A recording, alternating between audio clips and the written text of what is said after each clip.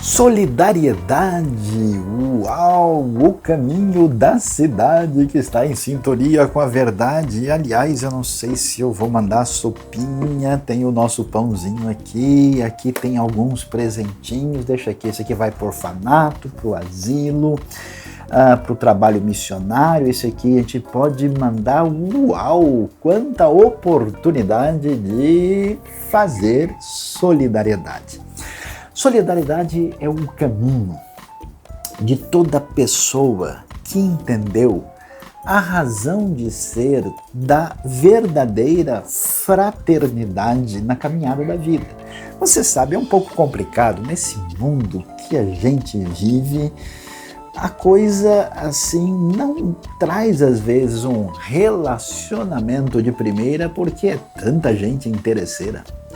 E é interessante ver que as sociedades que amadurecem, que encontram esse caminho saudável da respiração sociológica da vida, aprendem como é importante, a partir da espontaneidade, desenvolver essa coisa bonita da solidariedade.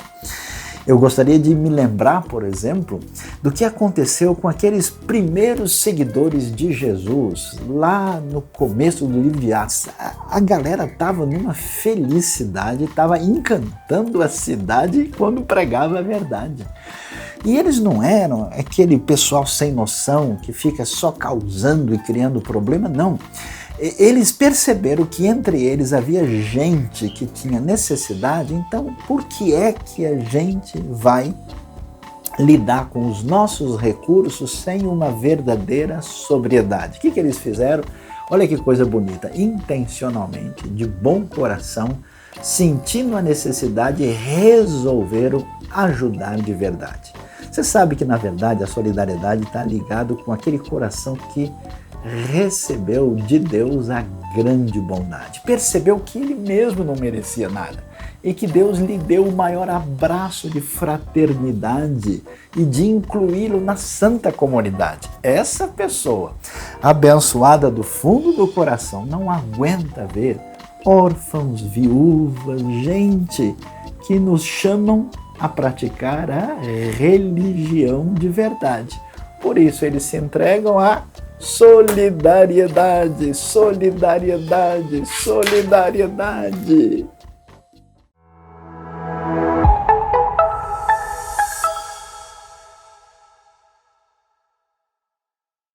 Sejam todos muito bem-vindos para mais essa celebração. Que bom que você está aí com a IBNU, Igreja Batista Nações Unidas, aonde você estiver.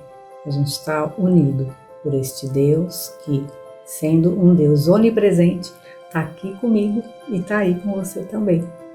Eu quero aproveitar essa oportunidade para honrar o nosso Deus, que eu contraí Covid no mês de maio, o Senhor me preservou e quero agradecer a Deus pela família que Ele me deu, que pôde cuidar de mim. Quero agradecer muito a Deus, a família IBNU, também cuidou de mim. Não deixei de receber um dia mensagem dizendo que estavam orando, todo o apoio. Obrigada, pastor Saião, obrigada, Samuel Quinto, obrigada a todos vocês que me mandaram mensagens. E quando a morte bate na porta, você não sabe se ela vai entrar ou não, é fundamental você ter esse apoio espiritual e emocional. Então, no meio do meu confinamento, eu ainda perdi a minha mãe. Então, foi um suporte que a minha família também precisou, saber que estavam orando por nós. E é muito bom a gente pertencer a uma comunidade. E então, quero agradecer a Deus e a todos vocês que oraram por mim, que me mandaram mensagem, enfim. Não é brincadeira, realmente esse vírus, a gente não sabe como cada corpo vai reagir, então eu louvo a Deus por ter me preservado. Então hoje eu quero celebrar a vida e quero convidar você para celebrar se no meio de tudo isso que a gente está vivendo, tanto tempo, você está aí, vivo, podendo adorar, exaltar, louvar a Deus, faça isso hoje, com a sua energia, com o seu coração, com a sua alma. Adore esse Deus. Então, venha conosco, aceita esse convite e venha celebrar a vida, celebrar ao Deus da vida.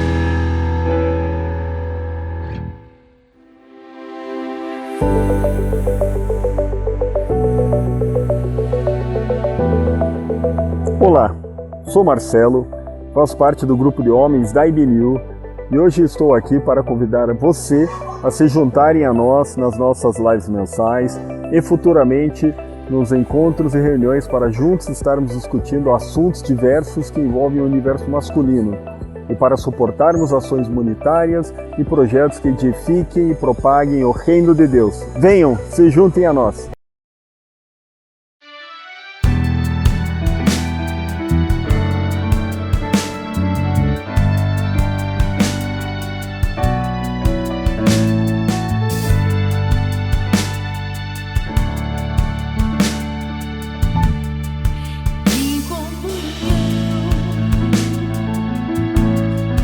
Quero viver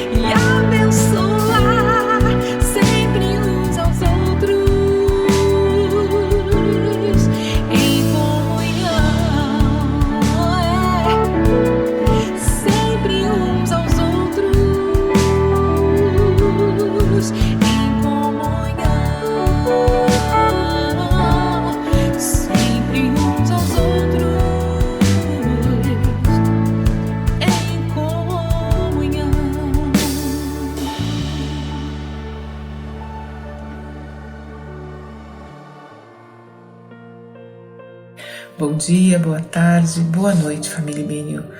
Muito bom estar aqui novamente para juntos nós orarmos ao nosso Deus, para agradecer a Ele pela semana que se passou, por essa semana que se inicia, porque nós sabemos que apesar do tempo que nós estamos vivendo, o Senhor continua no controle de todas as coisas. Ele continua cuidando de cada um de nós, cuidando dos nossos, e é por isso que a minha oração nesta manhã é que a bênção de Deus seja sobre a sua vida, sobre a sua casa e sobre a sua família. Então vamos orar? Pai, como é bom poder falar contigo. Eu oro nesta manhã, agradecida a Ti por tudo que o Senhor é e por tudo que o Senhor faz e já fez na nossa vida e aquilo que o Senhor ainda vai fazer. Coloco diante do Senhor os meus irmãos, agradecendo pelo cuidado que o Senhor tem na vida de cada um, agradecendo pela provisão, pelos livramentos, pelas curas, meu Pai, pelo socorro que o Senhor tem trazido à vida de cada um dos meus irmãos, das nossas famílias, meu Pai. E também pedir ao Senhor que continue agindo na vida daqueles que ainda estão passando por dificuldades, meu Pai. Nós ainda temos muitos que estão doentes, muitos que estão passando por privações, pessoas que ainda estão em dificuldade durante todo esse tempo, meu Pai. Nós continuamos pedindo que o Senhor vá ao encontro de cada um deles com cura, com provisão, com libertação, com transformação e também com salvação, meu Pai. E também oramos pelo nosso Brasil, porque sabemos que o Senhor está no controle de todas as coisas e nós continuamos confiando, meu Pai, de que o Senhor começou a boa obra aqui e que nós ainda haveremos de dizer que este país é governado pelo Senhor, que o mundo possa ver, meu Pai, a diferença de um país governado pelo Senhor e que o Teu nome seja glorificado em todo o tempo. Recebe a nossa adoração, a nossa gratidão, o nosso louvor nesta manhã e tudo isso eu oro com perdão dos nossos pecados e em nome de Jesus. Amém. Amém? Que Deus nos abençoe.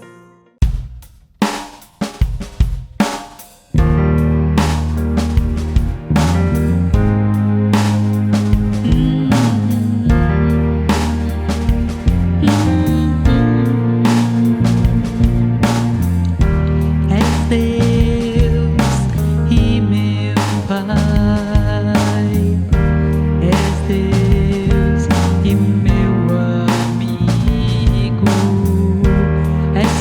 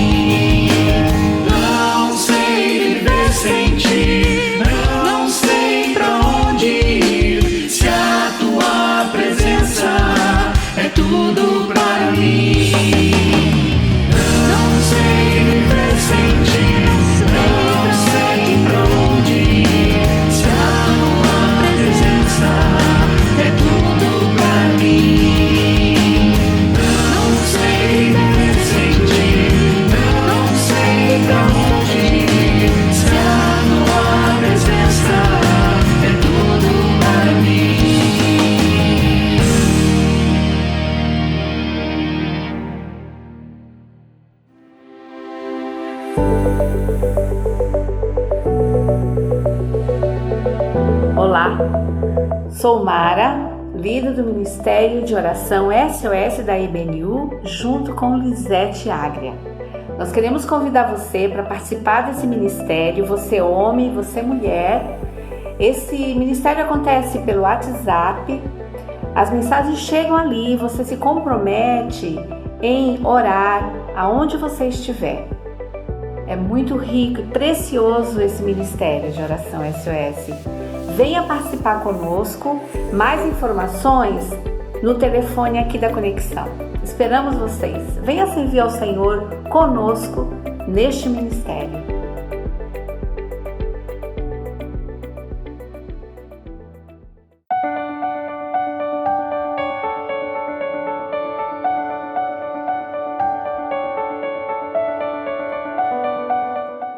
E então, o que a gente faz agora? A gente faz um momento especial de apresentação, né, da pequena Amy Rose diante de Deus, nesse momento, para invocar a bênção de Deus sobre a vida dela e pedir que os pais, né, também tenham de Deus sabedoria, paciência, discernimento, né, para poder encaminhá-la e criar essa pequenina aí nos caminhos da parte de Deus, né? Nesse mundo meio complicado e confuso que a gente está vendo nos nossos dias. Então a gente quer agradecer de coração, né, a presença e a conexão de todos com a gente.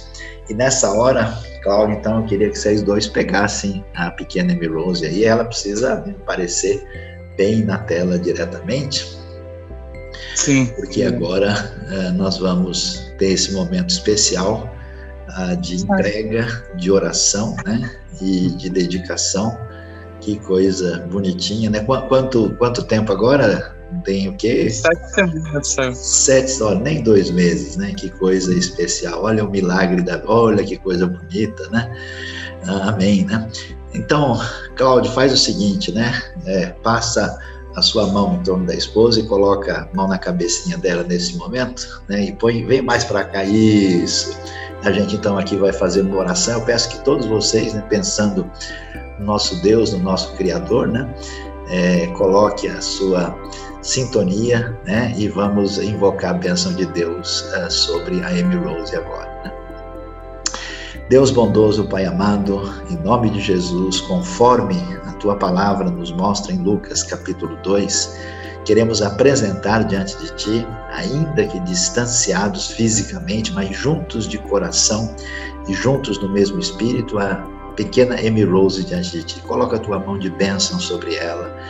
Pai bondoso, em nome de Jesus, pedimos que o Senhor venha abrir os caminhos para a vida dela. Coloca a Tua mão de bênção física, bênção espiritual, bênção, ó Deus, na sua vida emocional, em todos os aspectos. Coloca a Tua mão de guarda e de poder sobre a vida dela. Abençoa, Senhor, os pais de maneira especial, Cláudia, Márcia, com a Tua mão de misericórdia, de bênção. Muito obrigado pela família reunida, pelos amigos aqui. E nesta hora, diante daquilo que vemos na Tua palavra, nós queremos entregá-la a Ti, apresentá-la a Ti, pedindo a Tua mão de bênção espiritual sobre a vida dela e, ó Deus, pedir a sabedoria, discernimento e direção dos pais para que ela cresça de uma maneira muito especial e abençoada. Nós Te agradecemos, Te bendizemos com alegria, em nome de Jesus. Amém. Amém. Amém. Agora uma salva de palmas aí, abrindo os microfones. Mateus 28, 19 e 20, Jesus deixou a sua grande comissão, a sua orientação para os seus discípulos, que eles deveriam ir por todo o mundo anunciando a mensagem do perdão e da salvação, da vida eterna, através do perdão que Cristo Jesus nos dá. E exatamente como Igreja de Cristo, aqui na IBNU, hoje nós estamos celebrando o batismo de 2 pessoas que estão dando o seu testemunho de fé. Jesus disse que eles deveriam ser batizados em nome do Pai, do Filho e do Espírito Santo. Exatamente cumprindo essa ordenança, hoje, como testemunhas de Jesus, nós estamos felizes e celebrando esse momento especial. Então, com muita satisfação e alegria, hoje nós temos conosco os nossos irmãos Gisele Favaretto e também a Vitor Bueno, que estão aqui, graças a Deus, dando seu testemunho de fé. Então nós agradecemos, louvamos a Deus e convidamos a todos agora, juntamente conosco, a participar desse momento especial de celebração, de batismo, de testemunho de fé e de comprovação autêntica, externa, concreta da fé em Cristo Jesus. Vamos agradecer a Deus neste momento. Deus bondoso, Pai amado, te louvamos por Cristo Jesus, nosso Senhor, nosso Rei, nosso Salvador, o nosso Messias, o nosso, Deus encarnado entre nós, nosso Senhor, nosso profeta, nosso sacerdote, nosso Rei. E te agradecemos nesse momento e te louvamos por esse testemunho de fé. Pedimos a tua bênção sobre essas vidas, a tua mão de proteção, a tua graça sobre eles. Repreendemos as forças do mal que se levantam contra eles e contra o teu povo e a tua igreja e pedimos a tua bênção especial, te louvando e te adorando nesta hora, em nome do Senhor Jesus. Amém. Amém e amém. Jesus, seguindo aquilo que a palavra de Deus nos diz a respeito do batismo, temos aqui Gisele Favaretto, que está dando seu testemunho público de fé, e ela só vai assinalar efetivamente para mim. Gisele, você crê de todo o coração que Jesus Cristo é o teu único Senhor e Salvador? Sim, eu creio. Mediante o seu testemunho, agora como IBNU, eu aqui e o pastor Jonatas Hübner, ela então agora será batizada em nome do Pai, do Filho e do Espírito Santo. Amém.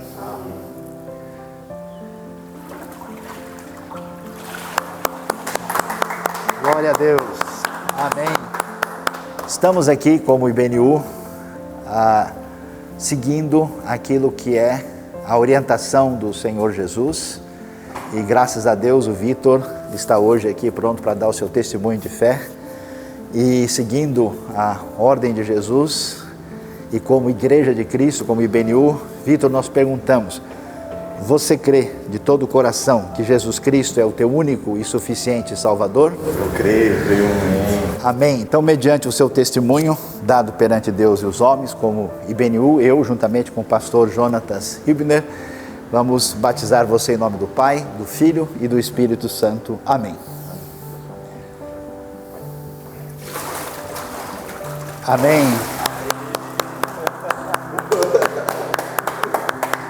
Amém.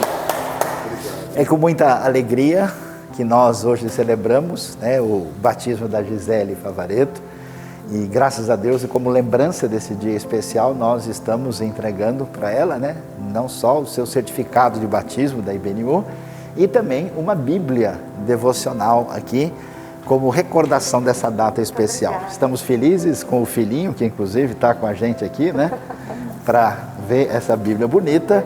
E nós louvamos a Deus e uma salva de palmas aqui para esse momento. E é entregue aqui para o Vitor, juntamente com o seu certificado de batismo. Uma alegria também ter a sua mãe conosco aqui nesse momento, e a Isabel e a Suzy estão aqui representando a IBNU. Deus seja louvado. Amém.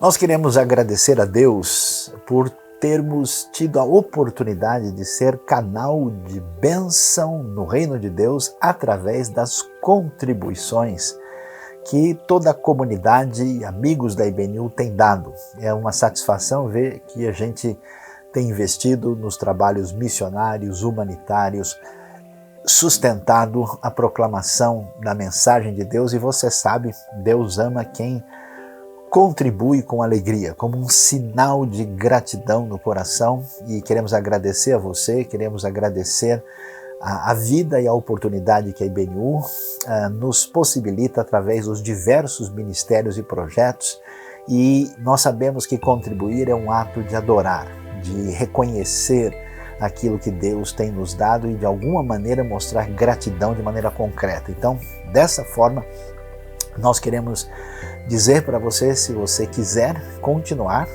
contribuindo conosco. Inclusive agora nós vamos desenvolver um projeto voltado para autismo, além daquilo que a gente tem feito em termos de projeto humanitário. Ontem nós tivemos distribuição aí do projeto Apiaqui, socorrendo aqueles que estão em situação de maior necessidade, ajudamos missionários, inclusive no exterior, apesar do câmbio estar numa situação desfavorável. Queremos que você contribua, que você nos acompanhe, ore conosco e vamos apresentar esse momento diante de Deus. Deus bondoso, Pai amado, obrigado pela oportunidade de te servir, obrigado por aquilo que o Senhor nos tem dado e nós queremos oferecer tudo aquilo que o Senhor, através do toque do Espírito no coração, mobiliza gente que gosta de gente, que segue a Jesus e que quer fazer diferença no reino. Receba, Senhor, todas essas contribuições e ajuda-nos com sabedoria e com direção adequada para que tudo seja feito para a tua honra e para a tua glória e para a bênção na vida de tantas pessoas. Em nome de Jesus, amém. Deus abençoe a sua vida e abençoe os projetos da IBNU.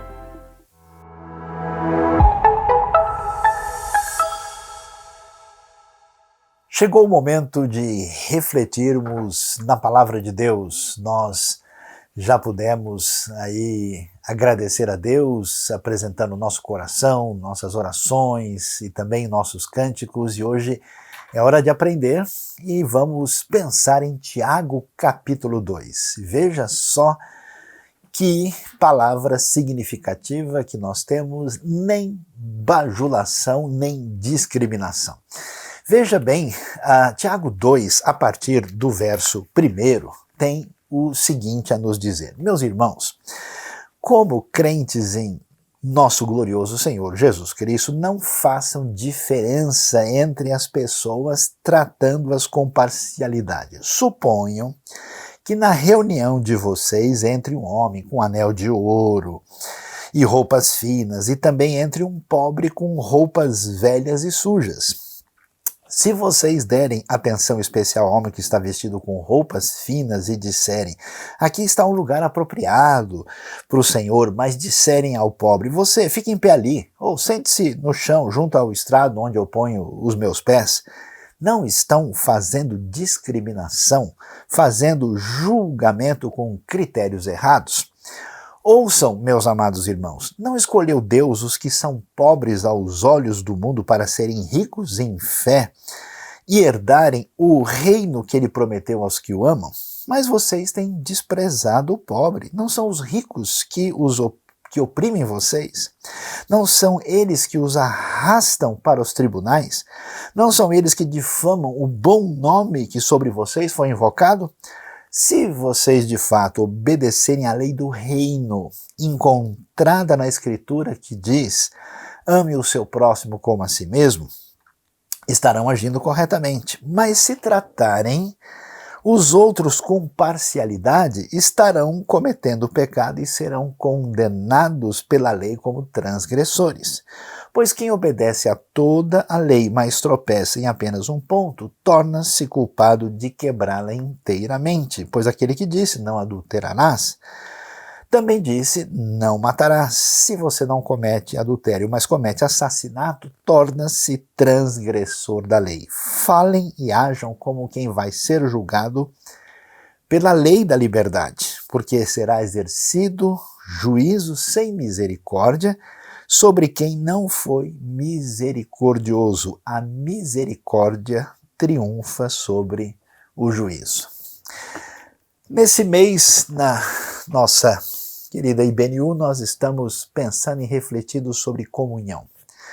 E quando a gente pensa em comunhão, nós estamos falando do relacionamento, da relação de sintonia que existe entre as pessoas, que faz com que elas estejam de alguma maneira mais próximas, mais conectadas, relacionadas, já que, segundo a própria Bíblia, nós fomos criados para esse universo relacional. Então, toda vez que a gente encontra uma pessoa, não importa o tipo de relacionamento, seja num relacionamento de casal, ou familiar, ou de amizade, ou de qualquer tipo de conexão, essa relação ela é absolutamente necessária, essencial, fundamental, e nós temos todo o caminho do desenvolvimento da vida pessoal, emocional e também social a partir dessa relação de comunhão.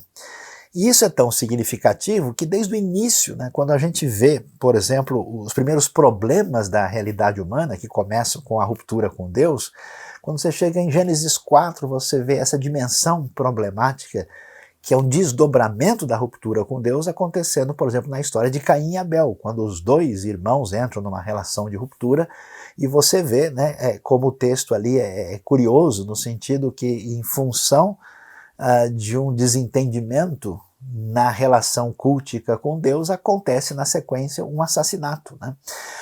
E portanto isso é fundamental. Você lê a história bíblica do Israel antigo e vê que quando o povo se afasta de Deus e trai a aliança com Deus, na sequência você vai ver uma injustiça social muito grande. Você vai observar isso, por exemplo, na história dos profetas de Israel. É tão interessante ver o segundo livro dos reis, né, trazendo para nós, na verdade os livros de reis trazendo para nós a famosa história do Nabote, né, que é assassinado naquele complô de Jezabel, né, juntamente com o rei Acabe, e trazendo essa situação complicada. Por isso essa questão é tão valiosa e tão importante. E aí Tiago vai mexer nesse aspecto, né, porque um dos elementos fundamentais da comunidade dos discípulos de Jesus era exatamente essa questão da relação de fraternidade, da conexão com o outro. Jesus, por exemplo, é uma pessoa extraordinária no sentido em que ele mantém essa relação de proximidade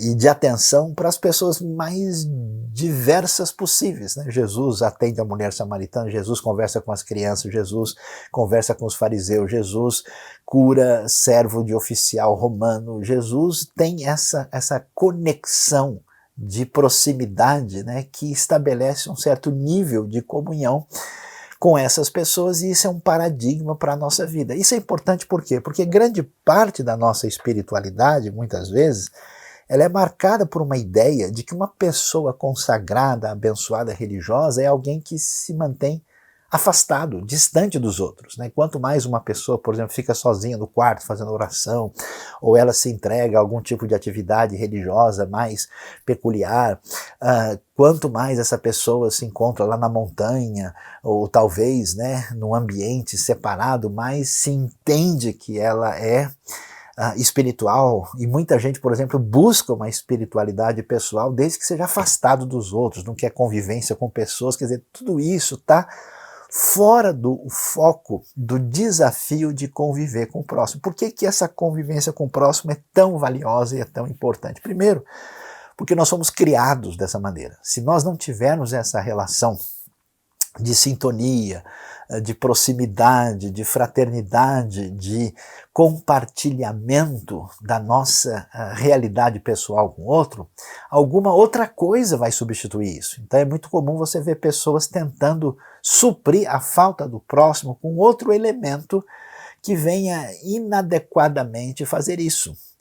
Além desse aspecto, nós temos também a possibilidade de ter no outro alguém que venha nos ajudar na nossa relação quando a gente vê os desafios da pessoa, os seus problemas, você vê através do comportamento e até mesmo das palavras do outro, você tem a oportunidade de ver os seus erros, os seus equívocos, de poder melhorar a si mesmo. Então essa relação ela é significativamente promissora, e além do fato que a gente só consegue fazer alguma coisa juntamente com as outras pessoas. Ninguém é uma ilha. Pessoas, por exemplo, isoladas, né, percebem isso na hora da necessidade. Um dos desafios que a gente tem, por exemplo, em alguns países do mundo, onde esse individualismo, esse isolamento se tornou muito forte, é que algumas dessas pessoas morrem, por exemplo, sem que ninguém nem fique sabendo que elas morreram por muito tempo, às vezes por anos, por causa dessa escravidão individualista que não nos leva a lugar nenhum. Portanto, o desafio é viver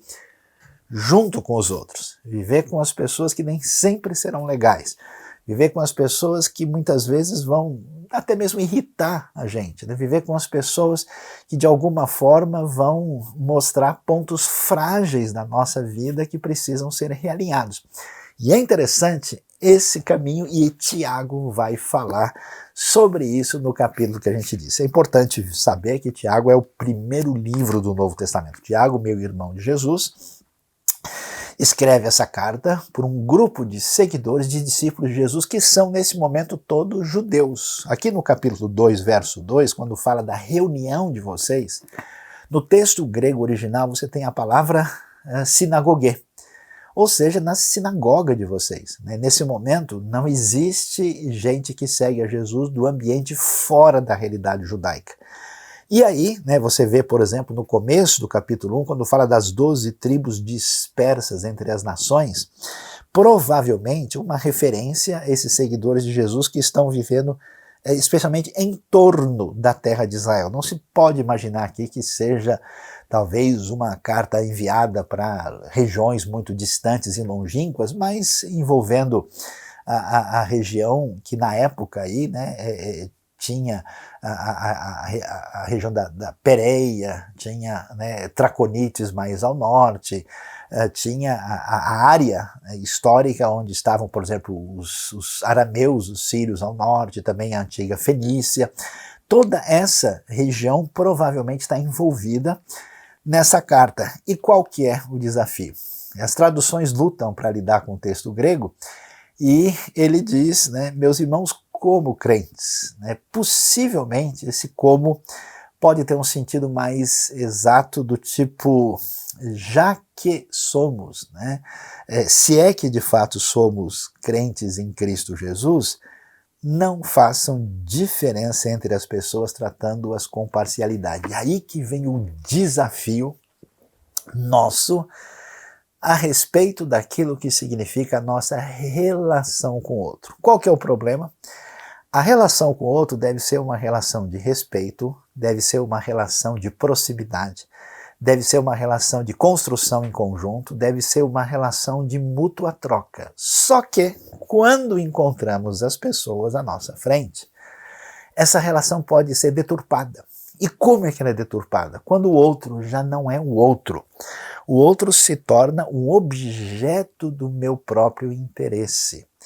Eu gosto de lembrar aqui de um estudioso de pano de fundo judaico muito valioso, o senhor Emmanuel Levinas, que falou muito, de maneira significativa. Ele escreve sobre a realidade da importância do rosto da outra pessoa, falando para a gente que as relações humanas, elas são profundas, e a gente não pode simplesmente ver a outra pessoa sem olhar no rosto dela. Você já reparou, Quando a gente toma uma decisão à distância é uma coisa, quando você senta na mesa e olha no rosto da outra pessoa, nós temos um universo que nos desafia, Eu tenho essa realidade, da fenomenologia, da realidade concreta da manifestação plena do outro diante de mim. Inclusive a própria descrição que a Bíblia faz de Deus se fala diante do Senhor, que literalmente é perante a face do Senhor. Então esse aspecto é muito interessante e coloca para a gente uma questão tão valiosa que a relação com o próximo, que é marcada pela ética, ela antecede as discussões mais profundas a respeito do ser e do entendimento do mundo, que é um dos pensamentos tão valiosos que o Levinas apresenta na sua reflexão. E aqui nós vemos essa dificuldade. O que acontece? Quando a gente encontra as outras pessoas e temos o desafio da comunhão, a pessoa desaparece da nossa frente e ela não é mais uma pessoa, ela é um rótulo. E esse é o grande problema. Muitas pessoas procuram os outros hoje em dia só por interesse. Não vê ninguém na frente dele. O interesse é o desdobramento particular, pessoal, financeiro, de algum tipo, É por isso que alguém é capaz de enganar o outro no negócio, porque ele não está se preocupando com a outra pessoa, nem com as necessidades, nem o que ela tem a apresentar, ele só se interessa num instrumento de como ganhar alguma coisa através daquela pessoa. Essa é a dificuldade que a gente tem, inclusive, nos ambientes religiosos. Como você tem, muitas vezes, o que a gente chama de pasteurização da fé, né? Tudo vira uma grande mercadoria, um interesse de mercado e de ganho próprio de maneira indevida, que se torna um problema sério. E nesse caminho, quando as pessoas desaparecem, quando o rosto de todo mundo se torna apenas um rótulo, o que você enxerga? Você enxerga a pessoa da posição política A, da posição política B, você enxerga a pessoa do grupo religioso A, do grupo religioso B, pessoa que tem identidade filosófica X, a outra que tem filosófica Y. Aqui você enxerga as pessoas a partir dos emblemas. É quase como se cada um tivesse a camisa do seu time e fosse despersonalizado. Já viu a violência do esporte, a violência do futebol, por exemplo, né? Você não vê mais um ser humano, você vê um rótulo de um time que ameaça sua suposta identidade esportiva e isso lhe daria licença para atacar essa pessoa com violência. Olha o nível de loucura. E nesse processo, um dos grandes desafios, né, que a gente vê as pessoas a partir desses rótulos sociais, sejam eles raciais, sejam eles de qualquer maneira, se estamos vendo homem, mulher, adulto, jovem, como é que é, criança, seja o que for, a gente não enxerga mais a pessoa. E aqui no caso, o problema se torna um problema de posição social. E Tiago diz, ó, se vocês são discípulos de Jesus, que história é essa de vocês ficarem medindo a pessoa a partir das aparências? Esse é o grande entrave da comunhão. É você entrar, medir a pessoa, olhar a roupa, avaliar o potencial que essa pessoa tem de alguma maneira redundar algum lucro positivo para você. Então essa atitude descarada, essa postura essencialmente anticristã, entra aqui na dimensão da análise de Tiago, e aí ele levanta uma questão que ele apresenta como suponham, que na verdade é uma crítica de uma realidade que está presente. Ele diz, veja se chegar, né, na reunião de vocês um sujeito lá com um anel de ouro, roupa fina, né, roupa de grife, né? Eu vou confessar minha maldade aqui hoje, né? Não sei se vocês vão querer continuar ouvindo essa mensagem ou não, né? Mas eu já fiz essa experiência de ir no mesmo ambiente com uma roupa toda, né, arrumada conforme as expectativas sociais, e depois eu fui com uma roupa meio assim, surrada, mais assim, pouco assim desejável socialmente, e eu percebi que diferença de tratamento, né, a gente recebe. Pois é. E é isso que a gente vê aqui. Veja, se entra alguém com anel de ouro e roupas finas, e entra alguém com roupas velhas e sujas. E vocês fazem o quê? Vocês que dizem ser seguidores de Jesus, vocês vão dar atenção especial àquele que está com, né, roupa chique, roupa de marca, roupa que sugere que a realidade social dele está acima dos outros. Olha, eu vou dizer uma coisa para vocês, eu já vi gente ter até prejuízo no seu trabalho. Eu nunca me esqueço de uma história do indivíduo que chegou lá com um chinelo de dedo, com um jeitão menos socialmente desejável possível, numa loja de carros importados, e o homem na verdade tinha muito recurso, era dono de muitas terras, e ele chegou lá e alguém que estava vendendo ali olhou, mediu o sujeito e falou, deixa eu sair fora, senão esse cara vai me pedir alguma coisa, né? E naquele dia alguém fechou uma venda elevada porque o sujeito tinha condições, mas a aparência dele puxava a discriminação. E veja, nós temos um desafio. Num mundo onde tudo é analisado a partir dessas referências, nós podemos nos tornar reféns de querermos, atenção, a falsa comunhão somente com pessoas que de alguma maneira possam nos retribuir favoravelmente. E é isso que Tiago diz, escuta, que tipo de seguidor de Jesus você é?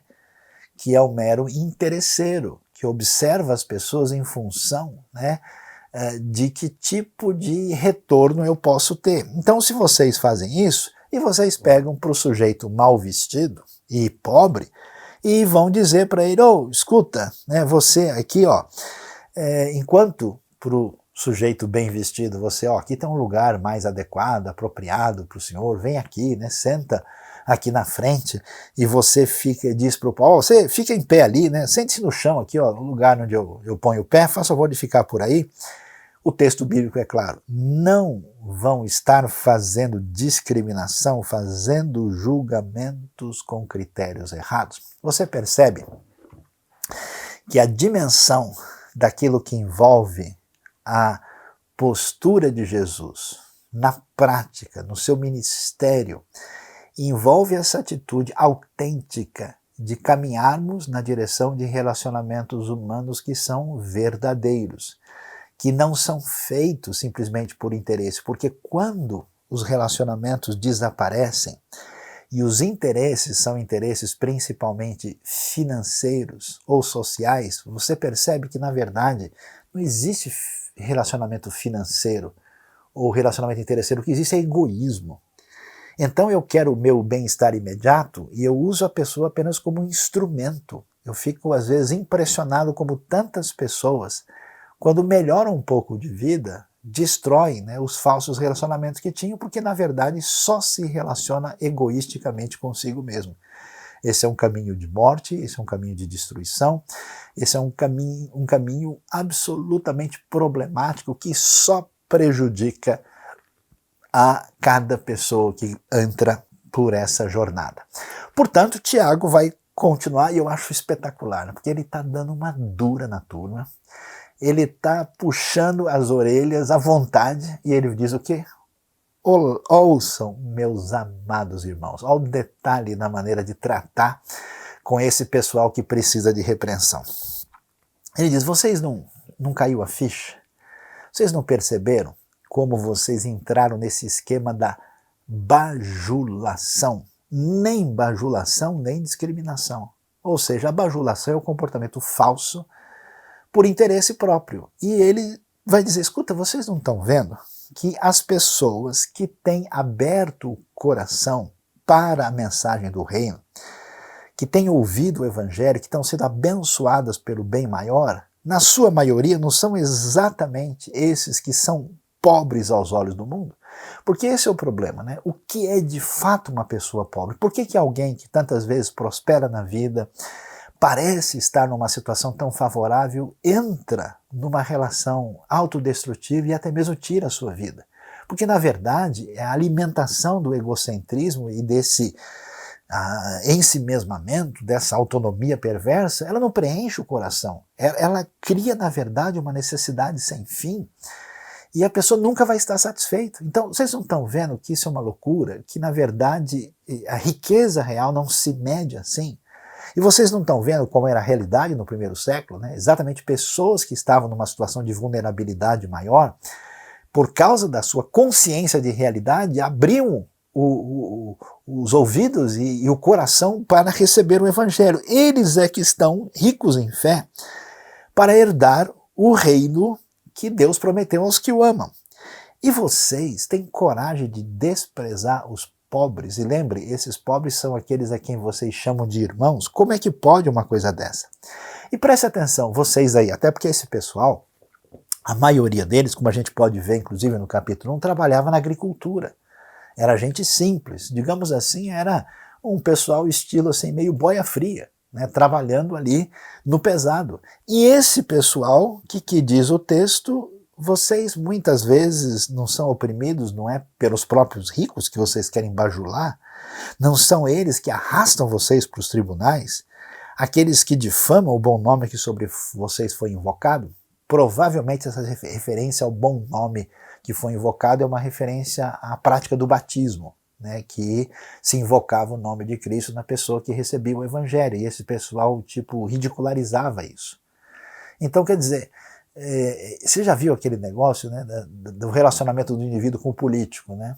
Ele fala um monte de coisa com o político, aí aparece o político, ele entra na fila, vai lá tirar uma foto, vai dar um abraço, vai lá apertar a mão, vai fazer A, B ou C, na intenção de ganhar alguma coisa com isso.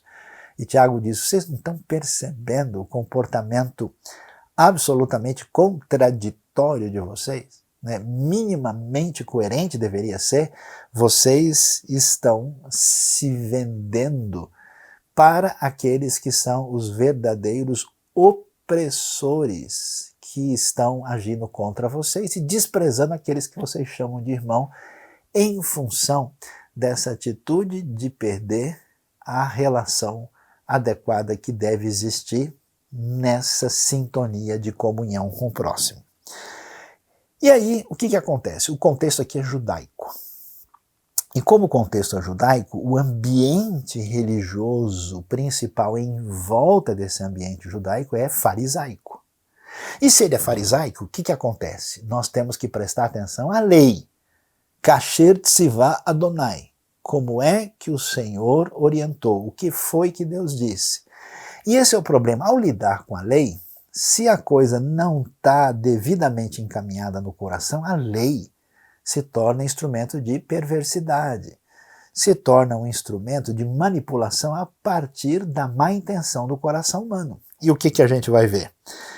Ele vai então dizer o seguinte: se vocês de fato obedecerem à lei do reino encontrado na Escritura, que diz, ou seja, se estabelece uma relação da lei com a continuação do sentido da lei dada por Jesus em Mateus. Em Tiago, se a gente quer entender o livro de Tiago, é importante a gente saber que o pano de fundo de Tiago envolve muito da literatura de sabedoria encontrada em Provérbios. E também o Sermão do Monte apresentado por Jesus, né? Porque Jesus vai dizer, escuta, vocês entenderam a lei direito? Por isso, essa ideia da lei, da vontade divina expressa para nós, ela é encaminhada na direção do que é chamada lei do reino. O que está envolvido nessa lei? O que de fato é o elemento que articula a vontade de Deus para nós? Como é que a gente organiza essa dimensão de submissão e obediência a Deus? E então ele vai dizer o que a lei do reino diz. Ame o seu próximo como a si mesmo. Uma citação explícita que vem de Levítico, capítulo 19, versículo 18. O que Jesus fez quando confrontou os religiosos do seu tempo, dizendo, escuta, vocês estão seguindo outras coisas, estão seguindo as tradições de vocês. Se vocês entenderem o que de fato diz a lei, você vê que a essência da lei convidava as pessoas não a pisarem no quadrado a partir de uma visão literalista de certos preceitos, mas de entenderem qual era a razão de ser deles. Por isso, o fundamento último da lei era amar a Deus sobre tudo e também ao próximo como a si mesmo. Então, qual é o desafio que você e eu temos? É o desafio de comunhão. E desafio de comunhão, que tem como referência principal amar o próximo como a si mesmo, envolve essa compreensão de si mesmo adequada, e envolve essa dimensão de fazer o possível para abençoar os outros. Porque às vezes até esse negócio de comunhão ela é meio mal entendido, né? O que é comunhão? A comunhão é quando a gente se sente bem com uma pessoa. É mesmo? Será que isso não é narcisismo? Será que isso não é meramente egocentrismo? Você é capaz de se relacionar com alguém só porque você tem vantagem? Você é capaz de doar-se de si mesmo para o benefício do outro? Você tem satisfação nesse caminho de alteridade? Ou você só quer estar junto de alguém porque você ganha alguma coisa com isso? Esse é o desafio. Portanto, se vocês entenderem, já que vocês lá no versículo 1 são chamados de crentes em nosso Senhor Jesus Cristo, aí sim vocês estarão agindo corretamente. Mas, se vocês são reféns dessa postura egocêntrica, desse mundo sem Deus, vocês vão tratar as pessoas com parcialidade. E se vocês fazem isso, o que acontece? Vocês cometem pecado, condenados pela lei como transgressores. E por que isso é tão forte? Porque esse pessoal de pano de fundo, de relação religiosa com a lei, se acha e entende que está seguindo preceitos. Observe, nesse momento não tem nenhum gentio na comunidade da fé, são todos judeus. E a maior parte desses judeus que se torna seguidor de Jesus, como você vê em Atos, eles têm esse pano de fundo de influência do farisaísmo, que levava muito a sério a lei, a Bíblia toda do Antigo Testamento, e a maneira como ela devia ser obedecida. Mas dizem, então, espera aí, vocês não estão percebendo? É muito comum isso no ambiente religioso de hoje. Muitas pessoas preocupadas com filigranas, se isso é, se não é, se pode, não pode, coisas secundárias, as coisas mais essenciais ligadas a essa relação com Deus e com o próximo ficam no segundo plano. É como se a gente quisesse fugir da vontade de Deus, substituindo o que Deus de fato deseja por outras coisas que não têm valor nenhum.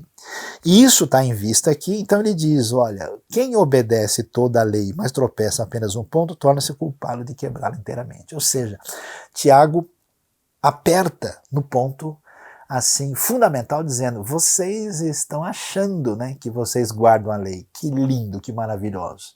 Estão aí discriminando os outros, estão bajulando os outros, se relacionam com as pessoas, desconsiderando pessoas como pessoas, só têm interesse em si mesmo, bajulam para ganhar alguma coisa, discriminam para não poder, de alguma maneira, favorecer quem precisa e ainda ficam pondo uma panca. Que tipo de gente vocês são? E vamos falar a verdade, não é assim que muita gente do ambiente religioso procede, inclusive dentro das próprias comunidades chamadas evangélicas, e é impressionante porque ele diz, olha, se você guarda toda a lei e quebra, aqui você na verdade é um transgressor da lei. Então chega de arrogância, porque essa arrogância, esse espírito religioso indevido é na verdade a mãe dessa intolerância, a mãe dessa postura de cima para baixo diante de quem parece inferior a mim. E eu acho tão interessante isso, como a gente é complicado. O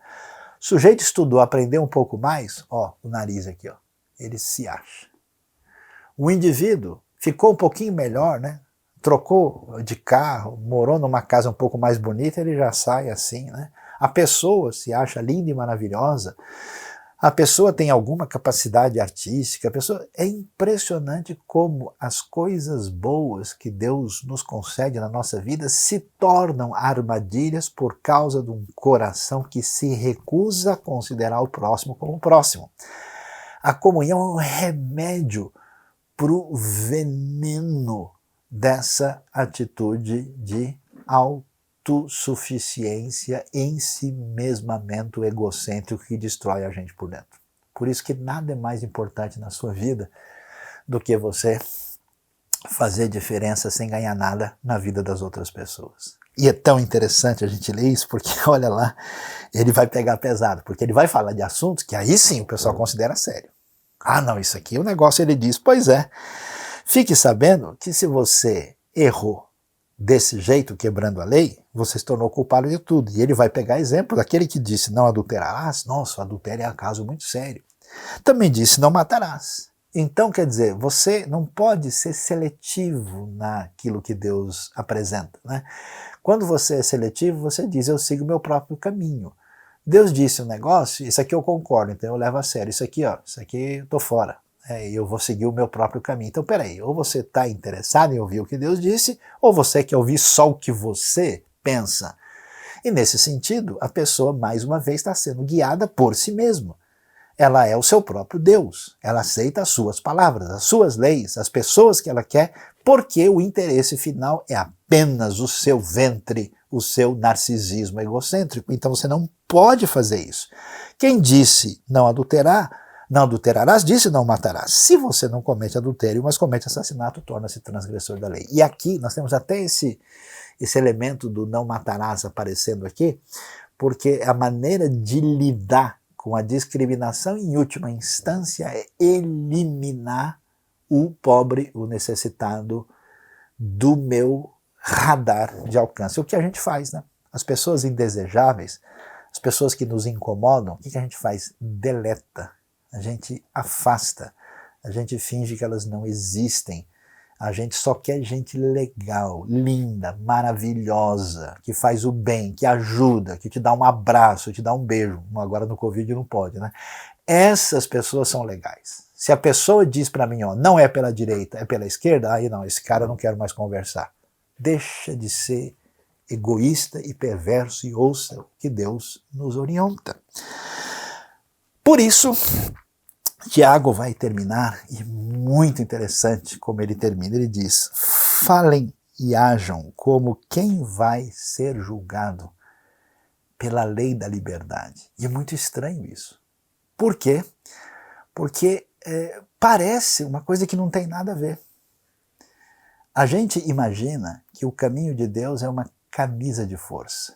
A gente imagina que essa proposta legalista de lidar com a vida é o caminho que agrada a Deus, por isso é tão importante ouvir a lei. E Tiago dá uma redimensionada dessa lei, falando que essa lei primeiro está ligada ao reino, lembrando do que Jesus nos ensinou lá no Sermão do Monte. E essa lei da liberdade, né, nós temos essa palavra especial, a gente chama isso na gramática, né, me perdoe aqui um pouquinho de complicação, a gente tem um chamado genitivo aqui, né, que provavelmente tem um sentido mais específico, que é uma lei que leva à liberdade. A lei que nos leva na direção que realmente importa, que significa uma libertação desse egoísmo, desse narcisismo, aquilo que o Evangelho promete, né, que vocês conhecem a verdade liberta vocês. Porque todo caminho egocêntrico é uma prisão, é uma armadilha. É, na verdade, uma coisa enganadora que leva a gente a ficar aprisionado no nosso próprio mundo interior, rejeitando a Deus e rejeitando ao próximo, até que o nosso ensimesmamento não será capaz de nos suprir e chegamos ao fim da linha. E então ele diz, olha, quando você entende que os princípios de Deus libertam a gente dessa falsidade perversa que desconhece o amar a Deus e amar ao próximo, isso, de fato, vai trazer vocês na dimensão que o seu coração tanto deseja e você não sabe o que é isso. Você sabe que escravidão que é viver para agradar as pessoas?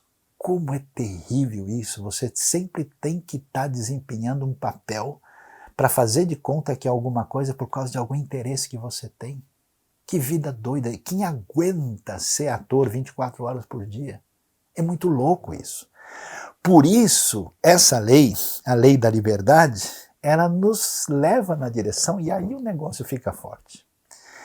Porque ele vai dizer, porque será exercido juízo sem misericórdia sobre quem não foi misericordioso. O que Tiago está querendo dizer para a gente aqui? Olha, você quer saber qual é o verdadeiro teste do relacionamento adequado com os outros?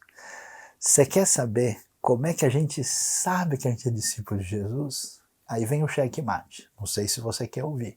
Dá tempo de você desligar e ir embora e não querer ouvir mais nada. É a maneira como a gente trata os pobres, os necessitados, aqueles que não têm a quem recorrer. Aí que está a diferença. Porque se a gente encontrou o Evangelho, se a gente foi perdoado e libertado por Deus, e se Deus agiu com a gente com misericórdia, a gente só sabe se isso é verdade quando alguém que precisa de misericórdia encontra a gente. E essa graça de Deus que está na nossa vida se transborda na direção dessa pessoa. Por isso é que é tão especial o fato de Jesus, o Rei dos Reis, em vez de estar, né, nos palácios e nos edifícios belos de Jerusalém, lugar ao qual ele poderia estar por direito, ele está mexendo com um leproso e com a multidão de necessitados junto ao mar da Galileia. É assim que nós vemos João Batista, né, falando das suas profecias, dizendo, olha, o pessoal que se veste bonito está lá nos palácios, o que vocês vieram ver aqui é um caniço agitado pelo vento. É por isso que você vai ver a oração do Salmo 72 do rei Salomão, que o rei faça realmente a libertação dos necessitados. A minha tristeza é que eu tenho visto em todos os discursos que surgem de toda parte uma voz supostamente em favor dos necessitados, dos pobres, daqueles que estão numa condição de necessidade especial, mas a maneira como isso se faz muitas vezes é apenas uma instrumentalização, seja de um tipo ou de outro. Ou mesmo um contato meramente distanciado, algo que diz, ó, como você está aí embaixo, o que eu posso fazer é dar um monte de coisa para você e ponto final. É algo dado assim de cima para baixo, né? Como quem está numa condição de tipo assim, eu não tenho qualquer relacionamento interpessoal com você. Eu aprendi algumas coisas na minha vida e uma das coisas mais extraordinárias é que eu tive a oportunidade de conversar pessoalmente com gente da condição mais desfavorável possível. Quando eu era adolescente, uma das pessoas que mais inspirou a minha vida foi um senhor que mal sabia ler e escrever, que frequentava a pequena igreja onde eu estava e que punha o pé em cima do banco e coçava o seu pé. E aquele homem que vivia ali da maneira mais simples possível, tentando sobreviver com a sua família, tinha uma convicção de fé, uma atitude legítima. Eu pude ver aquilo e aquilo me atingiu profundamente ao ver pessoas que, diante desse mundo, não eram nada. Conheci um homem no interior do estado de Tocantins com atrofia do nervo óptico. Numa situação mais terrível, o homem decorou 1 Coríntios 15 inteirinho. Ele recitava isso, de coração. Eu vi pessoas que são os mais rejeitáveis deste mundo com um tesouro, uma riqueza extraordinária de vida, de aprendizado. Não todo mundo que está numa condição, a gente não pode entender que a pobreza e o sofrimento é uma bem-aventurança em si, não é uma necessidade, mas é impressionante a riqueza desenvolvida na vida dessas pessoas. E, sinceramente, eu tive mais relacionamento e real contato de coração com algumas dessas pessoas do que com gente que parecia ser altamente promissor por causa da sua posição social e intelectual. E o que Tiago diz, vai dizer para a gente isso aqui. Quer saber de uma coisa? Quando a gente se torna refém da gente mesmo, isso significa o fim da comunhão, porque todo relacionamento sempre estará maculado pelo interesse. Ou seja, ou é discriminação ou é bajulação. Não existe verdadeira conexão, não existe nenhuma comunhão. Pois fique sabendo que quem age assim é aquela história. Nós teremos juízo sem misericórdia sobre quem não foi misericordioso. O que existe na nossa postura, quando a gente age assim, é de juízo. Quem age com juízo e com peso pesado sobre os outros revela o tipo de vida que o seu coração tem acumulado e o que está reservado para essa pessoa no futuro. E a frase do fim de Tiago 2, aqui no verso 12, é espetacular, né? Misericórdia triunfa sobre o juízo. Portanto, o chamado para a gente, nesse mês de comunhão, é que a gente avalie aqui as nossas intenções. E eu vou dizer bem claro, fique sabendo que as suas intenções e as minhas não são boas, porque nós somos marcados pela nossa fragilidade. Por isso a gente precisa desesperadamente da palavra de Deus, dessa vigilância interna, da ação do Espírito na nossa vida, para que a gente pese ali qual é a nossa última intenção. Segundo, você não está com essa bola toda. Não pense porque você é uma pessoa que caminhou vencedoramente na vida, que isso explica tudo que atinge a sua volta. Pare de ser assim, desça do pedestal, e baixe a bola e aprenda a conversar com pessoas que não têm nada a ver com o seu universo. Converse com o sujeito da padaria um pouco sobre, entendeu, as coisas comuns do dia a dia. Você talvez não imagine, há muita coisa a aprender muito além da nossa arrogância. E terceiro, pare de ficar se achando. Quando a gente começa a achar, poxa, eu sou uma pessoa legal, olha, eu contribuo para a IBNU, eu fiz isso não sei aonde. Deixa de ser bobo. Deus te deu uma oportunidade de ser um canal de bênção, apenas isso.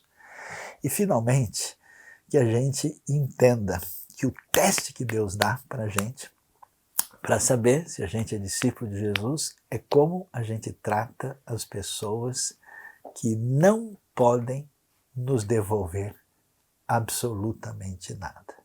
Deus abençoe a nossa vida, Deus abençoe o nosso coração e nos ajude a crescer no aprendizado de amar ao próximo nesse mês de comunhão. Amém.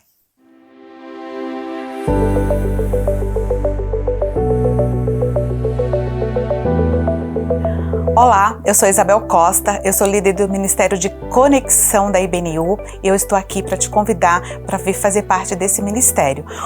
O nosso telefone está aqui na tela e você pode entrar em contato conosco. O que esse ministério faz? Dá suporte e apoia os demais ministérios, integra e recepciona frequentadores, membros, visitantes e novos membros.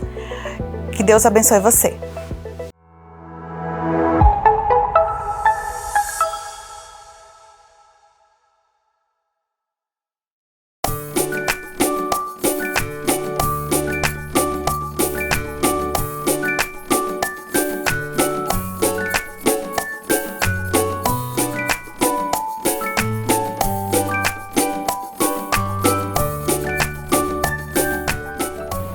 Olá, turminha! Vocês estão bem? Esse mês aqui na IBNU nós vamos estar falando a respeito de comunhão. Mas afinal, o que é comunhão? Bem, comunhão tem a ver com um relacionamento pessoal com Deus através de Jesus e também tem a ver com um relacionamento entre as pessoas que já estão desfrutando desse relacionamento pessoal com Deus. E sabe, lá na Bíblia nós vamos ver alguns mandamentos em vários lugares que se referem a como as pessoas devem se tratar umas às outras. E é sobre isso que a gente vai falar hoje e nos próximos encontros. É claro que são tantos que a gente resolveu selecionar alguns, mas você depois pode procurar com calma e você vai descobrir na Bíblia muitos mais, tá bom? Bem, para isso, trouxemos aqui a caixa da comunhão. Tcharam! O que será que tem nessa caixa? Na caixa da comunhão, levantando a tampinha, a gente vai ver que tem o quê? Olha só, uns aos outros. Por que está escrito uns aos outros? Bem, porque esses mandamentos vão falar a respeito de como devemos tratar uns aos outros. Então vamos começar. O que será que vai sair da nossa caixa? Tcharam! Esse eu imagino que vocês já devem estar pensando nele.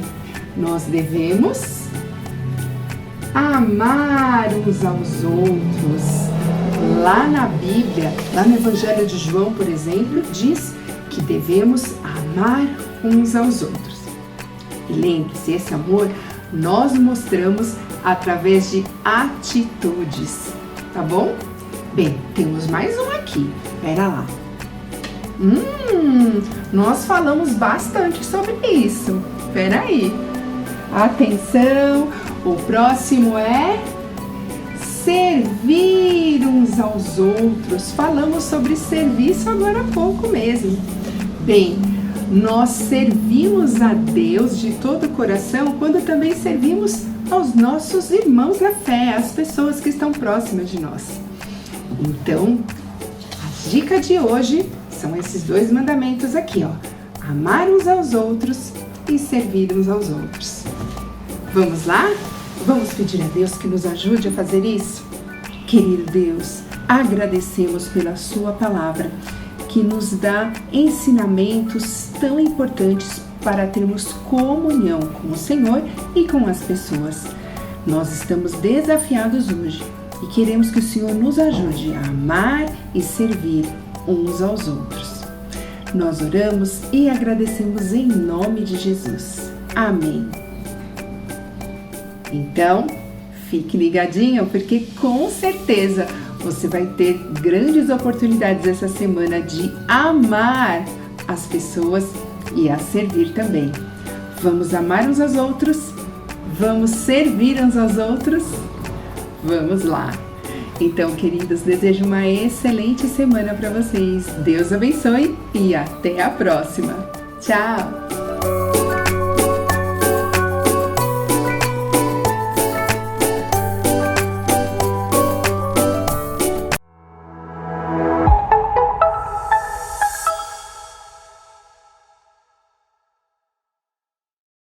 essa semana começaram as novas disciplinas do ensino IBNU, da teologia missional. Olha que interessante, hein? Alcançando a nova geração com Ana Bedix e também eclesiologia no mundo digital, o que a gente está precisando e a gente está vivendo hoje nesse momento.